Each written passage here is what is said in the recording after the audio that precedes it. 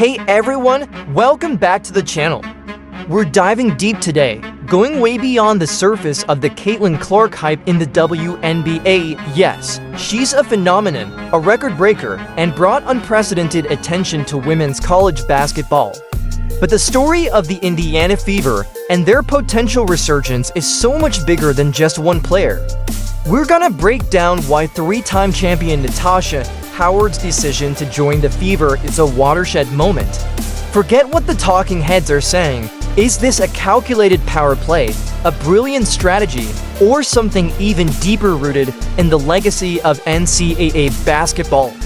Buckle up, because we're about to unpack the narratives, challenge the assumptions, and reveal the true potential of this Fever team. Remember the whispers back in April, the doubt, the outright negativity? The narrative, pushed hard by some, that no established WNBA star would want to play with Caitlin Clark in Indiana? It was a constant drumbeat, the Caitlin Clark circus, the media attention, the pressure.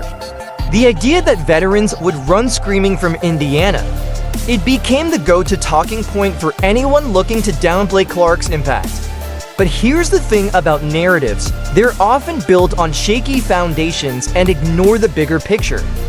Then, boom, Natasha Howard, a three-time WNBA champion, former Defensive Player of the Year, and a legit WNBA star, didn't just sign with Indiana, she chose to return.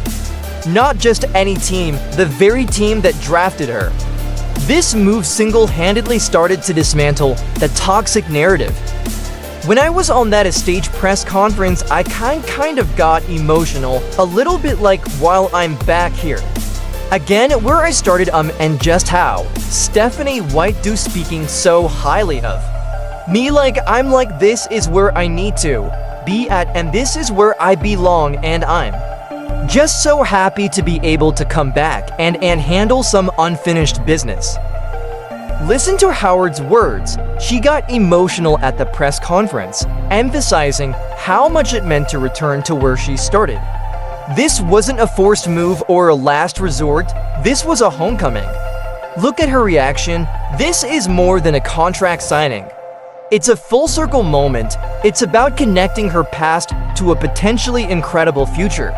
It highlights the importance of organizational culture and the long-term impact a team can have on a player.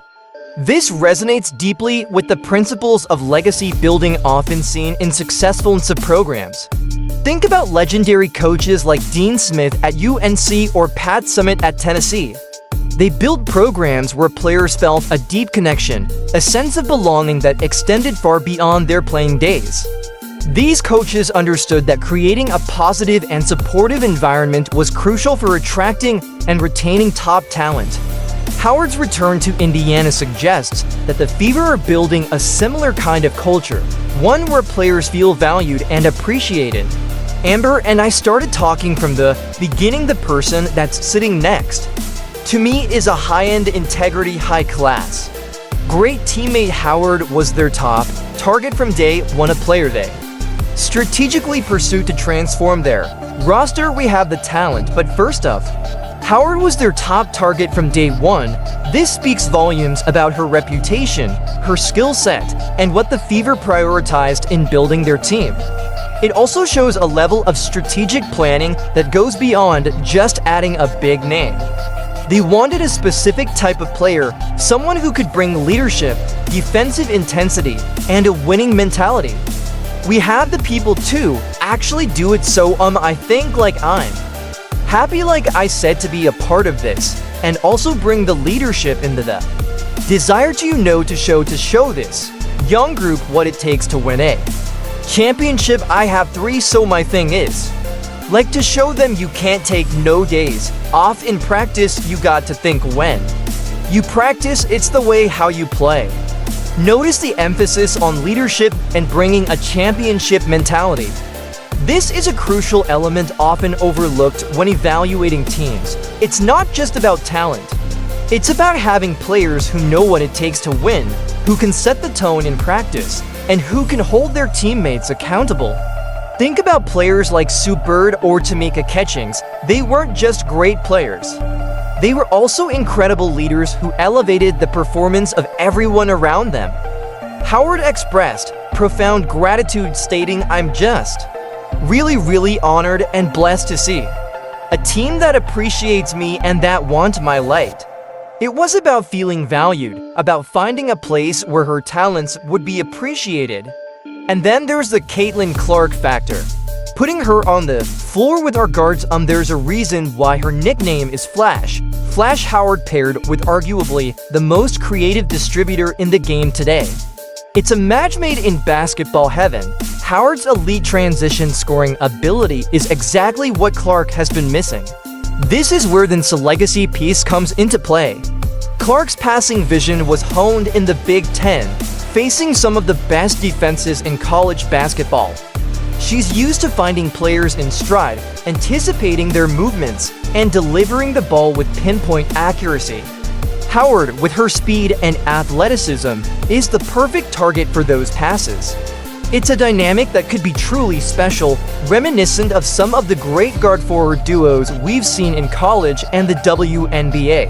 Howard brings so much more than just offensive firepower. The Fever ranked near the bottom of the league defensively last season, and Howard's arrival immediately addresses that weakness. With a near 7'8" wingspan, she's a defensive nightmare for opponents capable of guarding multiple positions effectively. The numbers tell the story. Howard is a defensive nightmare. She can guard multiple positions, block shots, and disrupt passing lanes. That kind of defensive versatility is invaluable, and it transforms a team's entire identity. Defense is often the key to success in both college and professional basketball. Think about UConn's dominance under Gino Auriemma. They weren't just an offensive juggernaut. They were also a tenacious defensive team that suffocated opponents. Howard's arrival in Indiana brings that defensive mindset, giving the Fever a much-needed edge on that end of the floor. It's a pick-your-poison scenario. Do you focus on stopping Clark's passing, or do you try to contain Howard inside? Either way, you're leaving yourself vulnerable. This dynamic could elevate both players' games to new heights. This is where coaching comes into play. A good coach will design offensive schemes that exploit the opponent's weaknesses, creating opportunities for both Clark and Howard to thrive. It's about maximizing their strengths and putting them in positions to succeed. During the 2023 WNBA season, the Las Vegas Aces were plagued by injuries to key players like Chelsea Gray and Candace Parker. However, their depth allowed them to weather the storm and still win the championship. Players like Sydney Colson stepped up and played key roles, demonstrating the importance of having a strong supporting cast. In 2019, the Washington Mystics were considered a long shot to win the WNBA championship. However, they surprised everyone by making a deep playoff run and ultimately defeating the Connecticut Sun in the finals. This shows that even teams that aren't highly regarded can make a run if they have the right mix of talent, chemistry, and coaching. Sheryl Swoopes and the critics missed the vision that players like Natasha Howard clearly saw when choosing the Fever, with just one or two more strategic additions. This team isn't just talking about making the playoffs or showing improvement. They're positioning themselves as legitimate title contenders.